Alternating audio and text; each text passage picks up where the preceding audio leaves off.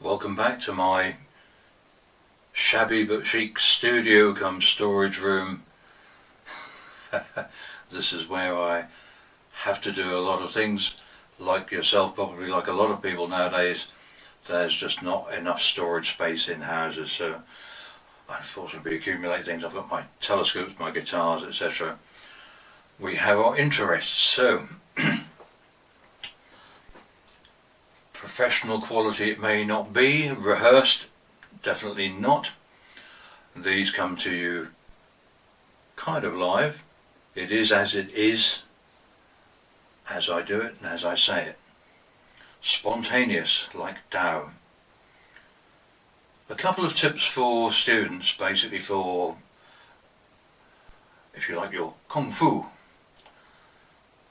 The term Kung Fu was derived from a Chinese instructor in San Francisco, Chinatown, who couldn't get Americans to understand the term Chuan Tzu and all that it implies. So he developed Kung Fu, which means a person, which is the Fu, who is training to acquire skills. It can be translated as a person who works really hard to attain skills, which is the same thing. You have to work hard to attain skills. It's no good thinking I'll spend 5 minutes on this and tomorrow I'll be an expert. Just doesn't happen like that. In your training, your Chuan Tzu, in this case Tai Chi Chuan, if you're doing Tai Chi Chuan, if you've done Tao Chuan, which is Taoist fist art if you like, with me in the past, very much the same kind of principles apply. 1, turning the toes in, springing the knees out, what the Chinese call Fang Song. It's actually a lot of different things. 1 is the posture. 2, let your knees flex and bend. Just let your weight sink down. Lose all the tension from every single muscle in the body. If you're able to switch your muscles off, you should be able to do this.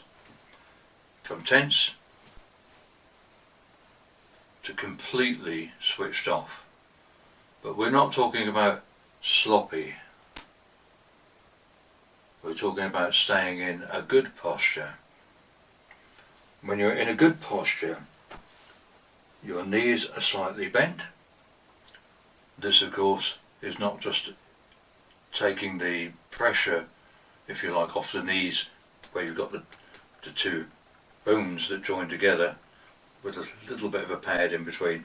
You can imagine the pressure on those two joints when you're standing up straight.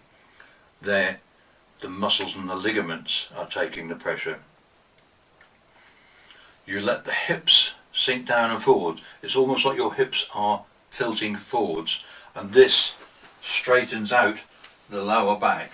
Basically, when you stand like that, a lot of people stand like that and they have this hollow in the lower back. You want to get rid of that hollow, let the hips tilt forwards, almost as though you're going to sit down, but then you stop, and that straightens out the lower back. Now, I always tell you this in the classes, it's very, very important. So that's the basic posture, whether you've got toes in or toes out, or even if you're standing in, say for example bow and arrow or dragon stance. Sometimes bow and arrow stance is called dragon stance, lung she or lung bu. It's again Chinese pronunciation thing, varies quite a lot. So that's your basic posture. Sinking down, relaxing, switching off any tension from all of the muscles. Your head is raised, your pelvis down, straight spine in between the two.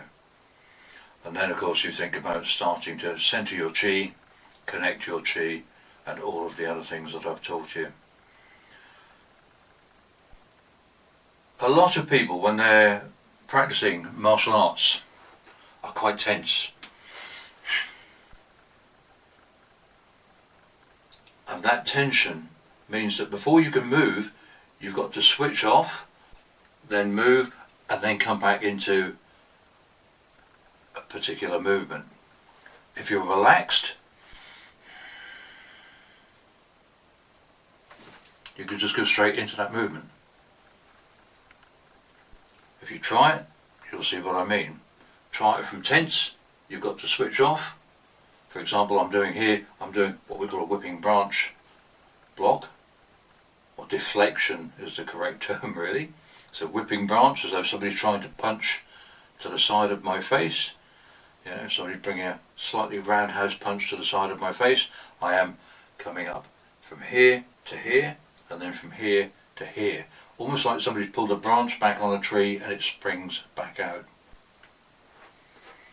Show you from this side. So I've got now somebody coming from this direction.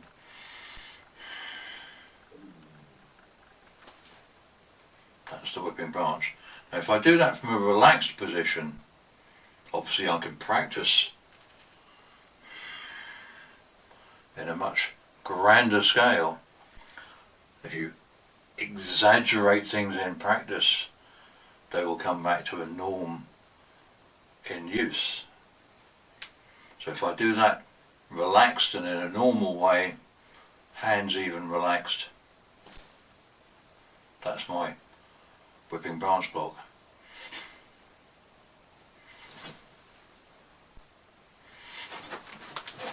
All from a very relaxed position.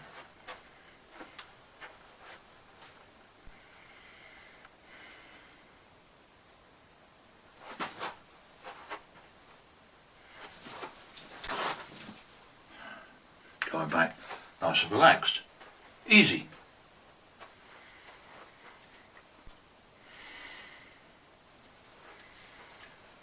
Tai Chi Chuan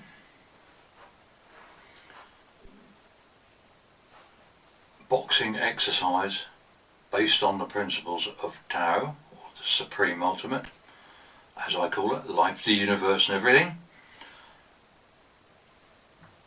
We again practice all the movements very, very slowly and very relaxed using this, so I call it Song principle, just for short and whatever. You know, if I use Song as a keyword, Song means you're doing Fang Song, you're doing all the sync, relax, switch off, blah blah blah, everything else, you know. So it's nice to shorten things down a little bit sometimes. So we're using these movements, and we may, for example, be withdrawing as somebody tries to punch the centre of the body, and we get the inside of their wrist and the outside of their elbow. So the inside of their wrist would be there, their elbow would be there if they're punching from this position with their right hand.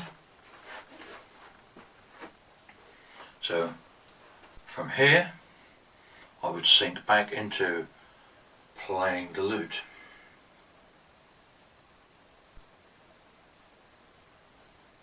That settlement means that I'm doing my song, I'm sinking, relaxing, centering my chi, free of tension. And then I might do blocking and closing.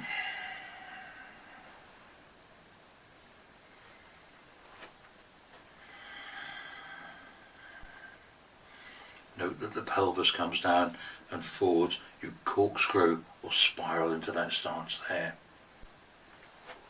Again.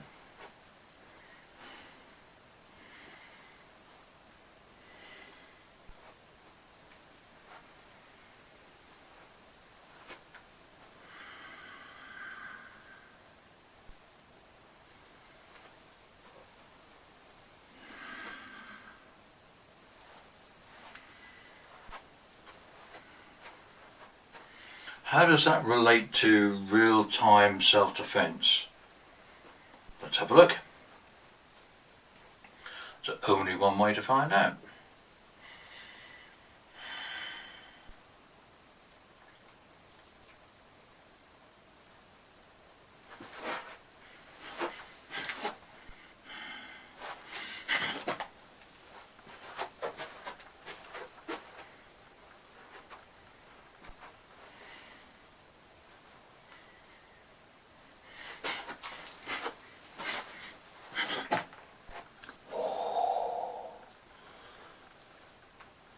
Could you keep up with that?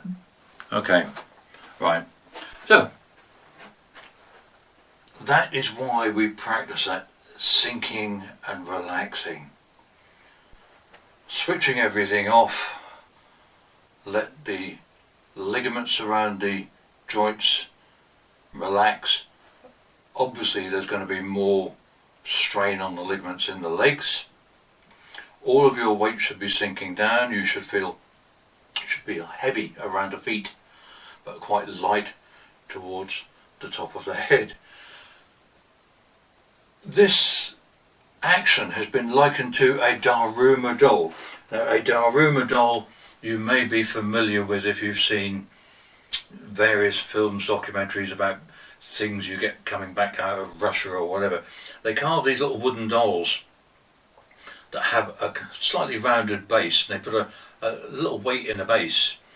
And there's a toy that if anyone has ever had a budgie, or if you know somebody who's got a budgie basically there's a little toy that you put in a budgie's cage, and it looks a little bit like a clown. It's got a little lead weight or whatever in the bottom, a rounded bottom, and the budgie knocks it and it falls over and comes back up again. So it knocks it and it just rocks back up again and again and again. I think sometimes you get like kids punch bag type toys or whatever that do that. Good idea, let the kids take their tensions or frustrations out on a little punch bag. They really should know what they're doing. But basically this is the principle that we're doing in Tai Chi Chuan as well, and you should be quite useful in any internal martial arts. So if you get pushed, you just spring back to that place. You're not top heavy. If you're tense, you'd be top heavy and you're likely to fall over. But if you're sinking down and relaxed, all of the weight goes down through the feet, yeah, and you've got that lovely easy movement. So you get pushed, and on the way back you can use your counter technique. Okay, so there's a little bit there just about Fang Song, or Song as I call it, and how it works in your training. Okay, that's enough for now. I'll let you play the video a few times, study it, listen carefully, watch carefully, and let me know what you think. Have a lovely day. Gene.